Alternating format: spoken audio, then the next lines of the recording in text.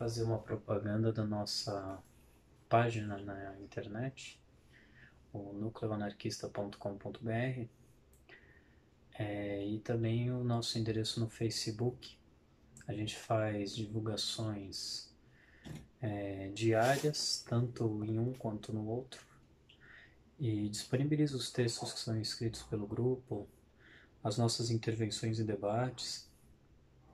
Quem tiver interesse em conhecer um pouco mais a respeito das nossas opiniões, de parte do nosso programa que ainda está sendo elaborado, os endereços aparecem na descrição deste vídeo. E, bom, a gente teve uma semana bastante agitada e as eleições norte-americanas têm servido para exemplificar qual é o comportamento que a direita tem adotado não só nos Estados Unidos, mas também na Europa, na América do Sul, e que tende a ser o comportamento da direita, talvez num grau ainda mais acentuado nas próximas eleições municipais aqui no Brasil. E em se tratando de eleições, os norte-americanos são praticamente imbatíveis na capacidade de manobrar, de tentar fazer com que a opinião pública conflua para um determinado candidato que é escolhido previamente pela burguesia como representante de cada um dos dois partidos. E as prévias do Partido Democrático têm sido assintosamente demonstradoras do que a burguesia é capaz de fazer para suprimir a liberdade de escolha dos militantes de cada um dos principais partidos dos Estados Unidos. O candidato Bernie Sanders, que, contrariando todas as pesquisas de intenção de voto nas primárias, empatou tecnicamente com o candidato Pete Buttigieg, que representa uma ala direita do Partido Democrata, nas prévias do estado de Iowa, foi duramente atacado ontem num debate que antecede as prévias do estado de New Hampshire. E foram ataques que tinham justamente a intenção de classificar Bernie Sanders como um socialista democrático, como disseram. E que tenta primeiro rebaixar o nível do debate, desqualificar Bernie Sanders, de atribuir inclusive a ele uma radicalidade que certamente ele não tem, comparando-o até ao próprio adversário, que provavelmente ele terá nas próximas eleições, Donald Trump, dizendo que ele é a outra face da mesma moeda, que ele representa um radicalismo análogo àquele que o Trump representaria. O que é, na verdade, uma grande falsificação, mesmo do ponto de vista do Partido Democrático, que é um partido alinhado com a política da direita mais agressiva que existe nos Estados Unidos e no mundo, do ponto de vista econômico, e que tenta se apropriar de parte do eleitorado liberal e democrático dos Estados Unidos, com base num discurso muito superficial, raso, sem transcendência, sem efetividade prática, a respeito de questões genéricas, como direito à eutanásia, ao aborto, ao consumo recreativo de maconha, e que, na verdade, não tem nenhum impacto real na vida da maior parte daqueles que tendem a apoiar ou a votar no Partido Democrático. O Bernie Sanders foi agora um dos protagonistas de um episódio, um dos mais lamentáveis da história da democracia norte-americana, que é uma história recheada de episódios lamentáveis. Lembrando, talvez muita gente acabe até se esquecendo disso, porque não é comum que se faça referência a esses fatos históricos desagradáveis, mas os Estados Unidos até a década de 60 conviveu com a segregação racial. homens e mulheres negras não podiam frequentar as mesmas escolas que homens e mulheres brancas, nem os mesmos estabelecimentos comerciais, não podiam andar em certos transportes públicos. Havia uma série de restrições que se aplicavam aos negros, e a década de 60 não é tão distante assim como pode parecer. Nós estávamos já no auge da civilização ocidental, do processo de industrialização, da venda dos padrões de consumo norte-americanos como padrões que deveriam se universalizar, que serviam de inspiração para a gente em todo mundo. Embora na prática sejam padrões que, quando alcançados, mostram toda a fragilidade dessa ideologia, né? Porque se você sai da sua casa e vai comer no McDonald's e experimenta essa fantástica sensação de comer um hambúrguer industrializado, cereal, que é pior do que aquele que se produziria artesanalmente em casa, vê que isso realmente é um desejo ilusório, né? Em certa medida ilusório, né? E, bom, e esse episódio lamentável, bom, eu falei de um episódio lamentável histórico, mas estou me esquecendo de um outro também que tem uma capacidade de mostrar qual é a realidade da democracia norte-americana, que foi a ação do deputado McCarthy de banir da indústria cinematográfica todos aqueles que supostamente teriam, eventualmente, ainda que esporadicamente, participado de reuniões do Partido Comunista dos Estados Unidos, que era um partido legal, legalizado, e mesmo assim eles não se detiveram diante disso e perseguiram, destruíram várias carreiras, fizeram com que muita gente se extraditasse ou fosse obrigada a se exilar fora do país, condenou artistas, inclusive, que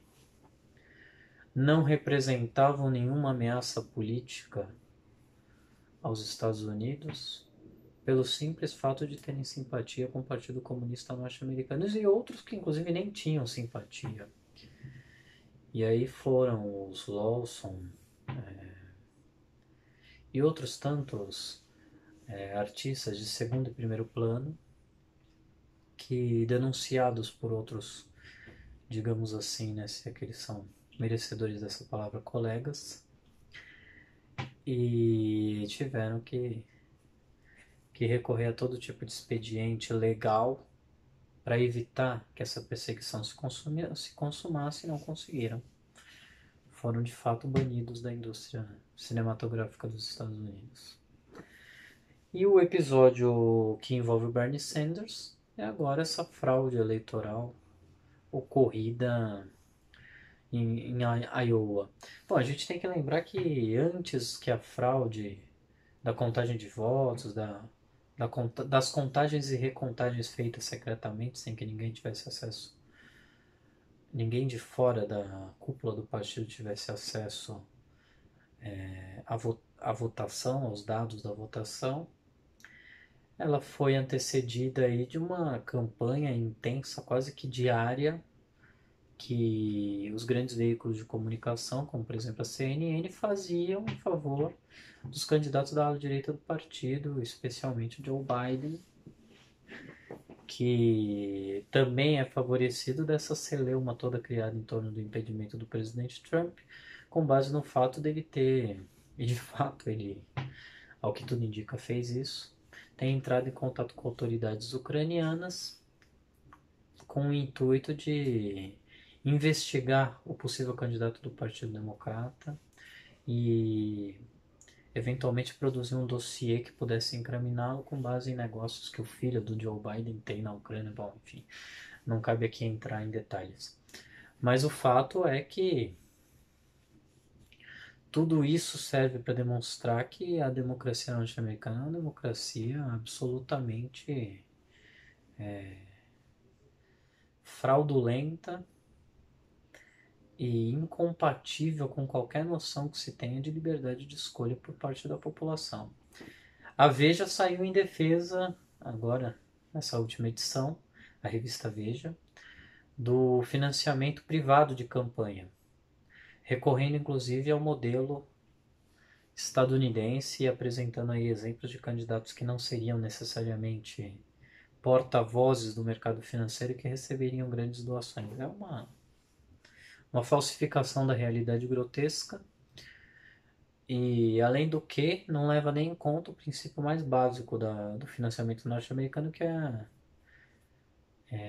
a limitação do total doado, que agora também é uma limitação totalmente farsesca, porque existem doações que podem ser feitas para organizações sem fins lucrativos. Bom, a, a forma de financiamento das eleições dos Estados Unidos, na verdade, impossibilita quase todas as candidaturas de se apresentarem em condições de igualdade dos grandes candidatos que são mostrados pela televisão a todo momento. Na eleição passada, por exemplo, uma regra histórica de que os candidatos que participam dos debates televisionados tinham que ter, nas principais pesquisas de intenção de voto, 10%, também teve que ser suprimida, alterou-se a fórmula, elevou-se esse número mínimo de porcentagem de eleitores para 15% nas pesquisas de intenção de voto, para impedir que o Gary Johnson, candidato do Partido Liberal, participasse dos debates. Bom, então não há regra, né? Porque a regra ela muda de acordo com a conveniência e faz com que o Partido Democrata e o Partido Republicano tenham sempre um espaço de protagonismo na eleição, apareçam muito mais do que todos os outros candidatos, sejam herdeiros de uma tradição ainda mais antiga. E agora também nas prévias do partido não há liberdade nenhuma. Os candidatos preferenciais da burguesia são favorecidos de toda maneira possível. A Hillary Clinton também tinha sido favorecida nas outras eleições, na distribuição de recursos dentro do partido. Houve denúncias a respeito disso e, bom, nada acontece. A verdade é que não há nenhum interesse em que nada aconteça porque esse sistema favorece o bloco de interesses que é representado pelos candidatos tradicionalmente ligados aí à cúpula partidária desses dois grandes partidos. Aqui, bom, nesse exemplo dos Estados Unidos, não há unipartidarismo. Bom, eles podem se gabar disso e até apresentar isso como uma vantagem em relação àqueles países que adotaram o sistema unipartidário, embora seja também pouco próximo da realidade, porque o sistema unipartidário tinha lá suas particularidades que o tornavam muito mais democrático em alguns casos do que o sistema norte-americano. Mas não vamos entrar aqui nesse debate. Agora, o deles é um bipartidarismo e há ditaduras também que adotam o bipartidarismo como modo regular de funcionamento do regime, como, por exemplo, o Brasil, entre 64 e 85. Havia apenas dois partidos, o MDB e a Aliança Renovadora Nacional, a ARENA. E esses dois partidos faziam uma pantomima de disputa, inclusive de disputa eleitoral, quando na verdade eles eram representantes da mesma classe social, algo que se torna absolutamente incontestável depois que cai a ditadura e o PMDB e a Arena se fundem aí em coligações e continuam a governar o país, adotando inclusive políticas muito similares àquelas que já vinham sendo adotadas pela ditadura militar. Bom, agora por trás disso tudo há um outro problema que é revelado por toda essa inconsistência da democracia norte-americana, que é a necessidade de evitar que candidatos não alinhados com o projeto econômico da burguesia internacional possam vir a ser eleitos. E certamente há restrições com relação ao Bernie Sanders. Entre outras coisas, não só pelo que ele faz ou fará, pelo que ele diz que fará ou não, mas pelo fato de ele ter uma base de apoio que irá se fortalecer bastante com a sua vitória nas eleições. E essa base de apoio inclui aí setores da classe operária, grandes sindicatos que declararam apoio a ele nas últimas eleições e que certamente declararão nas últimas prévias e que certamente declararão nessa também. E esses setores ganhando força dificilmente poderão ser contidos sem que alguma concessão seja feita. Então a vitória do Bernie Sanders representa uma ameaça à continuidade do modo de funcionamento do regime econômico tal qual ela se dá. Por mais que essas mudanças venham a ser tímidas, são mudanças que afetam os negócios da burguesia e que a burguesia não quer que aconteçam de maneira nenhuma. A burguesia não está disposta a ceder nada. Agora, na Bolívia, o candidato do MAS, o Andrônico Rodrigues, está sendo ameaçado de todas as maneiras possíveis. Ele e o próprio partido, o Movimento ao Socialismo, também na figura da Patrícia Hermosa, que é uma dirigente do partido, de ser posto na ilegalidade. Ele é acusado de sedição, de incitar as massas a uma guerra civil, toda uma fraude completa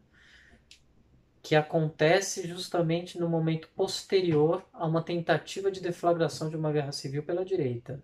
Mas os seus candidatos são apresentados como candidatos democráticos e pacifistas, inclusive aqueles que, quando ocuparam o governo, colocaram a mão na Bíblia e disseram que agora a Bíblia é que governaria o país. Aqueles que disseram que as nacionalidades indígenas não poderiam se manifestar, etc, etc. Que usaram aí como expediente aí da tomada do poder todo tipo de violência e violação da legalidade, e que são elementos bastante radicais, embora a sua radicalidade esteja a serviço da continuidade do regime econômico, ou até pior, né? Porque nesse caso é um movimento reacionário, né? Que pretende trazer de volta a política do Jeffrey Sachs de 1985, quando a direita boliviana governava com Gonzalo Sánchez de Lozada, Gonzalo Sánchez de Lozada sendo ministro da Economia, depois presidente da República, e que levou o país a um colapso social e quase a uma revolução social. Bom, um outro dado sobre a Bolívia que talvez seja importante dizer. Naquela oportunidade, havia sido descoberta uma reserva de gás de 47 trilhões de metros cúbicos, o que elevava as reservas de gás natural do país para cerca de 54 trilhões de metros cúbicos, para dar aí uma dimensão da importância dessa descoberta de reserva de gás. E isso atiçou aí a ganância dos grandes grupos especuladores, dos grandes grupos capitalistas, que tentaram se apropriar dessa reserva. E na tentativa de se apropriar dessa reserva, se chocaram com as massas que não aceitaram que essas reservas fossem geridas por um consórcio formado por empresas canadenses e pela Repsol espanhola. Não, em inglesas, acho que era British Oil Gas e a Repsol espanhola. Bom, empresas estrangeiras que quiseram se apropriar do gás natural, o que levou o país a uma convulsão e, no fim, ao governo do Evo Morales. Bom, agora a burguesia novamente se vê diante desse problema, diante da ameaça de ser deixado de fora aí da partilha do bolo dos recursos naturais bolivianos, da maneira como ela quer fazer, se apropriando quase que integralmente desses recursos, caso não se dê aí uma maneira de eleger o Carlos Mesa, que foi vice do Gonçalo do Lozada, ou a, a dupla e o binômio Marcos Pumar e Luiz Fernando Camacho, que tentam também, que concorrem também à presidência da República na Bolívia. E aqui no Brasil, a tentativa é a mesma. Só que aqui no Brasil com características diferentes.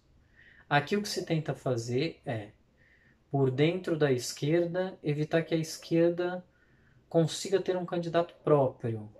aproveitar-se daqueles que são os representantes da política burguesa dentro dos partidos de esquerda, corrompam esses partidos e impeçam que esses partidos tenham autonomia, independência de classe em qualquer nível que seja. E isso tem se aprofundado sensivelmente. Vocês vejam que no final do ano passado o Partido Socialismo e Liberdade, o PSOL, a comissão executiva do partido, a executiva nacional do partido, já havia determinado que admitiria alianças para as eleições municipais desse ano, o que rompe a tradição do partido, e que essas alianças não seguem aí nenhum caráter programático, a não ser o fato desses partidos não comporem a base de sustentação do governo Bolsonaro. Bom, abre espaço aí para uma aliança com setores da extrema-direita, como por exemplo o PSDB, o próprio João Dória, que são elementos de extrema-direita que tem como norte a mesma política que orienta o Bolsonaro e que simplesmente por conveniência não estão no mesmo partido, não ascenderam como parte de um mesmo processo, mas o que também quer dizer muito pouca coisa. Bom, e o partido também tem agora se notabilizado por admitir composições, inclusive com o governo Bolsonaro dentro do parlamento e com a polícia, né? Acho que primeiro uma deputada chamada Luciana Santos no Rio de Janeiro e agora o Davi Miranda, deputado federal, estão propondo aí que os policiais que se envolverem em ações violentas, entenda-se aí até ações criminosas da polícia, de massacre contra a população, tenham direito a acompanhamento psicológico, psiquiátrico. Não sei exatamente que tipo de apoio o pessoal quer ter da polícia. Porque se fosse um apoio daqueles elementos da polícia que entendem o papel nefasto dessa organização, que querem reformular a organização de todo o sistema policial, torná-lo mais aberto à população, se fosse isso, ainda que fosse uma proposta que não revertesse a função prioritária da polícia, que é servir aos interesses da burguesia, ainda que fosse isso, não é isso que está colocado na mesa. E também votando a favor, alguns deputados votaram a favor, inclusive o Marcelo Freixo, do pacote anticrime aprovado pelo Moro, que cria aí várias salvaguardas legais para a polícia, que agora está liberada para cometer ainda mais atrocidades do que já vem cometendo desde quando ela foi fundada. A polícia é uma organização dos empresários, dos capitalistas. Aqui em São Paulo, por exemplo, nós temos as rondas ostensivas Tobias de Aguiar, a Rota, que é na verdade herdeira de uma organização, de uma guarda criada por um grande latifundiário paulista para proteger os bancos, as instituições bancárias. Para isso que foi criada a Rota. A história da Rota é a história da necessidade dos grandes grupos, dos grandes cartéis de bancos e daqueles que ofereciam crédito, que detinham aí grande parte dos recursos nacionais, todos eles empresários, personalidade jurídica de direito privado, e a polícia foi fundada como base de uma política de Estado que garantia os privilégios a esses grandes banqueiros e que faziam com que grande parte da população vivesse na miséria, obrigada a trabalhar nas piores condições possíveis, montando essas favelas todas que existem hoje, né? No caso do Rio de Janeiro, nós tivemos aí, durante o governo do Negrão, né? Negrão de Lima, se não me engano, a expulsão aí da população pobre do centro do Rio de Janeiro para a Zona Oeste, o que, na verdade, suscitou também nessa separação, nessa divisão da cidade do Rio de Janeiro em duas cidades, uma cidade dos pobres e uma cidade dos ricos. Aqui em São Paulo, embora a divisão geograficamente se dê de maneira diferente, até porque a cidade tem características diferentes, necessidades de alocação de mão de obra diferentes, essa divisão se deu de uma maneira também diferente. Mas em todo caso, a polícia aí cumpriu o papel de fazer com que essa divisão, esses fortíssimos contrastes sociais se mantivessem até hoje, e é o que a polícia continua a fazer. No Partido dos Trabalhadores a tendência parece ser a mesma, mas no Partido dos Trabalhadores tem uma diferença grande em relação ao PSOL e a outros agrupamentos reformistas, oportunistas do tipo do PSOL. O PT, uma parte do PT, especialmente aquela vinculada ao presidente Lula, teve agora uma experiência de como a democracia pode ser frágil e de como, por meio da democracia, se pode levar à criminalização de personagens de dentro do partido, do próprio partido, o que faz com que essa ala do Partido dos Trabalhadores esteja agora mais ressabiada com relação às possibilidades de, por dentro do jogo democrático, reverter as tendências ao aprofundamento da repressão, da ditadura política e social. E isso tem levado a que a imprensa de direita se movimente contra o PT. Saiu agora na capa da Veja uma manchete de que o PT estaria à deriva, justamente pelo fato de que ele se agarra a Lula e isso impede que se forme um arco de aliança maior. E qual seria esse arco de aliança maior? Seria um arco que fizesse com que o PT concorresse nas eleições da mesma maneira como concorreu em 2001,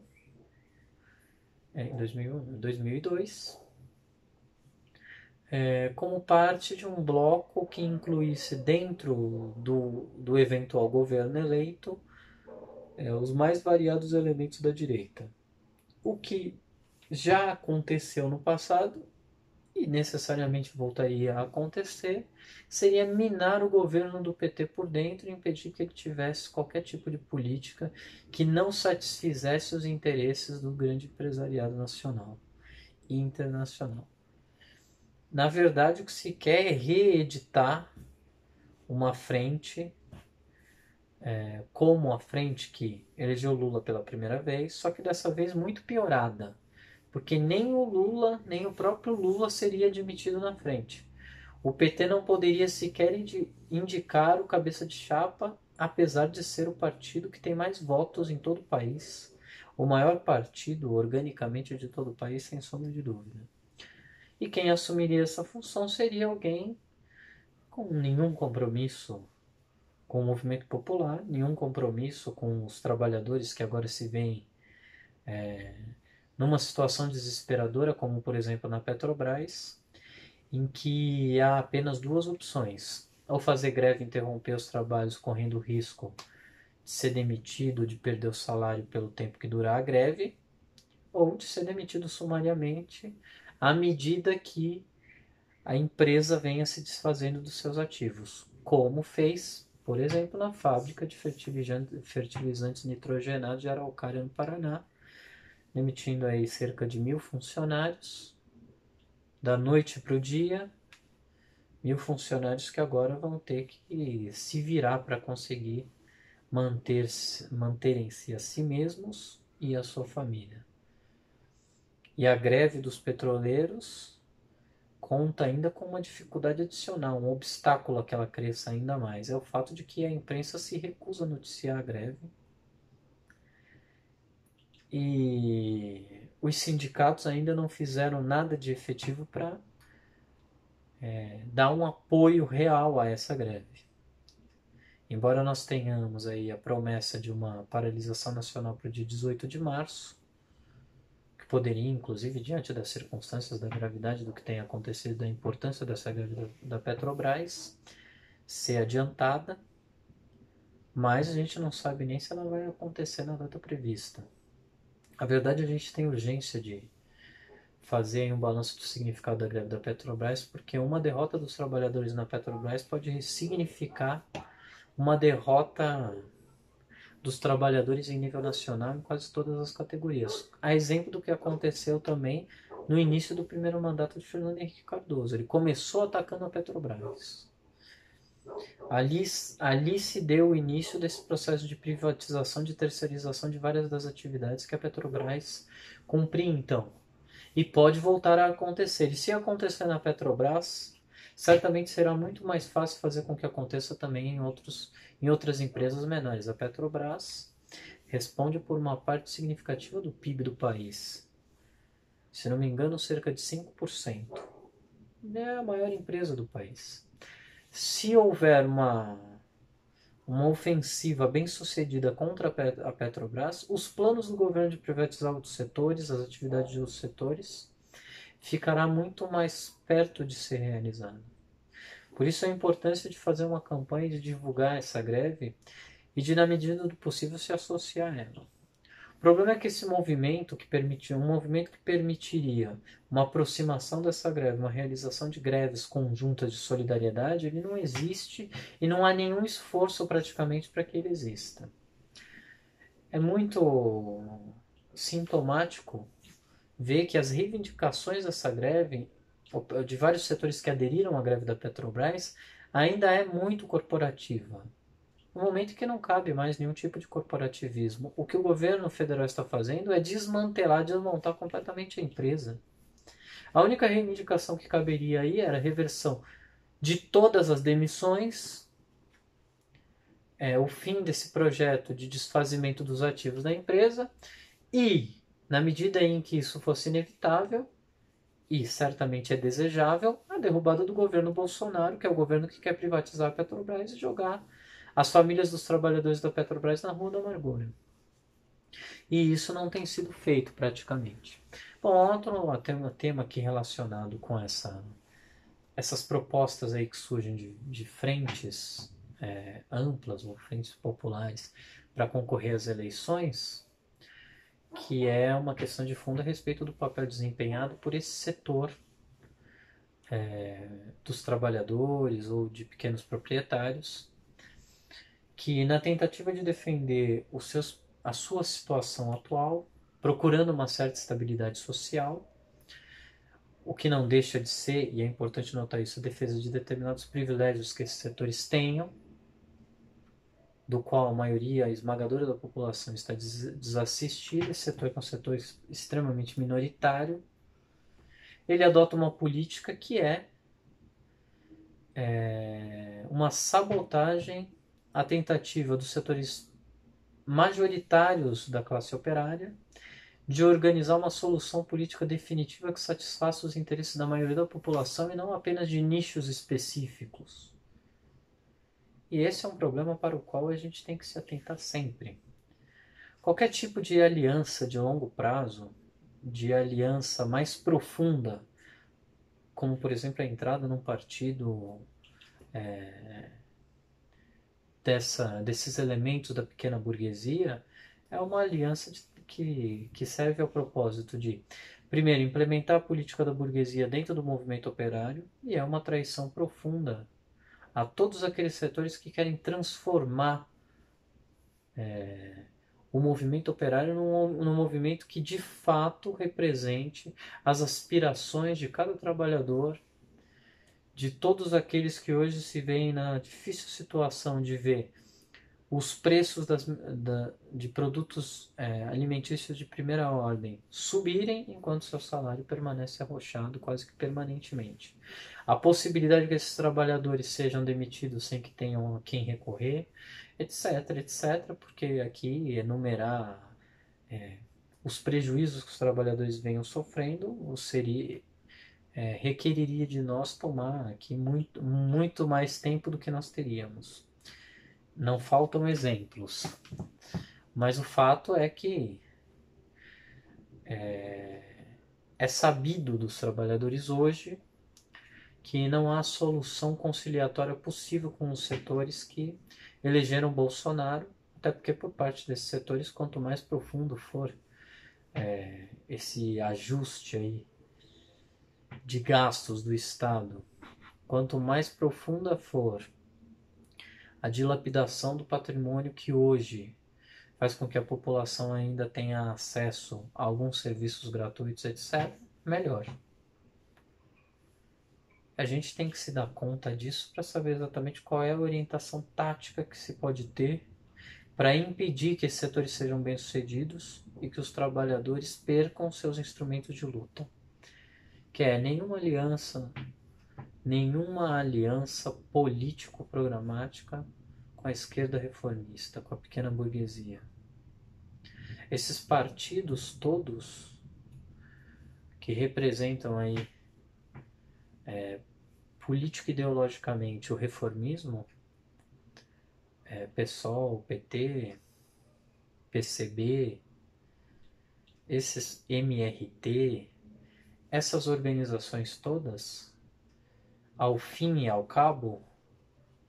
não têm interesses em comum com o movimento operário.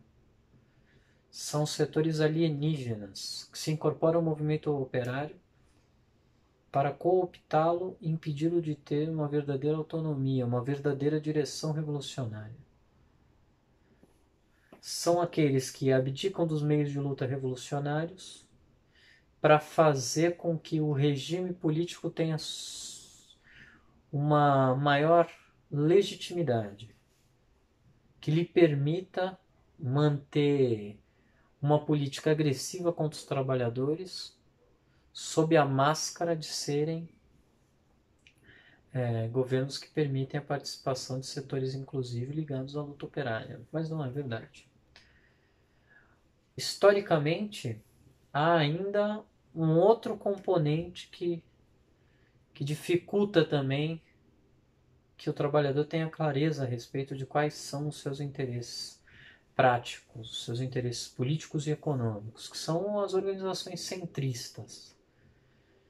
que nem representam propriamente essa cúpula burguesada do movimento operário e da pequena burguesia, e nem, muito menos, a massa de trabalhadores explorados, que fica no meio termo entre um e outro, que são as organizações centristas, tipo PSTU, MNN, agora tem aí no campo stalinista aí, a Unidade Popular, bom, que são os trotskistas, os stalinistas, os anarcossindicalistas, os anarquistas da linha maquinovista, bom, essa infinidade aí de nomenclaturas que são, na verdade, disfarces, porque a política é basicamente a mesma. Eles também não são decididamente partidários de um poder popular efetivo, da revolução e da ditadura do proletariado, da criação dos conselhos soviéticos, da ruptura com o modelo econômico da sociedade vigente, mas em determinados momentos, diante da indefinição dos reformistas, da incapacidade de os reformistas levarem a cabo uma política que de fato responda, satisfaça a população, eles se abocanham desse meio e fazem da política aí meio que um terreno onde eles podem conquistar alguns privilégios medíocres, alguns privilégios provincianos e manter de certa maneira também a sua estabilidade no emprego, compondo uma burocracia sindical, etc. Esses são dois perigos que o movimento operário tem que encontrar meios para se livrar deles, para conseguir progredir, avançar, ser uma força política determinante. Isso é urgente que se dê o mais rapidamente possível, porque o momento não permite vacilações. E porque se as forças populares não se organizarem em torno das suas organizações, ela será arrastada por esses setores centristas, reformistas ou pela direita mesmo, e não se sabe qual vai ser aí o desdobramento final disso. Bom, é isso, e reforçando o chamado que todos aí façam um esforço grande para levar adiante a campanha pela derrubada do governo do Bolsonaro, na tentativa de ajudar a que a greve dos petroleiros seja divulgada, a que se possa romper a apatia dentro do movimento sindical, do movimento estudantil, mostrando a esses movimentos os exemplos de combatividade que se recebe de vários lugares, de várias partes do mundo e também do Brasil, inclusive a partir dessas greves, a greve do Dataprev, a greve dos petroleiros, e esperamos que em breve uma greve com grande adesão dos trabalhadores de universidade, funcionários técnico-administrativos, dos professores, dos bancários, que são categorias que estão sendo ameaçadas diretamente pelo governo Bolsonaro e pelos governos do estado, pelas reformas da Previdência que esses estados pretendem implementar.